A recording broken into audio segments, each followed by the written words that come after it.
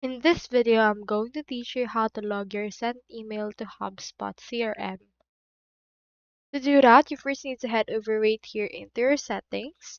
And once you're in there, head over to the General tab so you can find the email option. Here we have email, so proceed to click on this right here. Once you have clicked on this, you can see right here your email. We have in here our email that we have connected.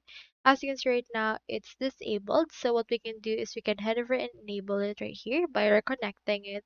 And also we can as well enable the inbox automation right here. Now in there, once you have connected your email to HubSpot via Gmail or Outlook, you can just compose a new email in your email client. Then head over to your CRM and locate your contacts.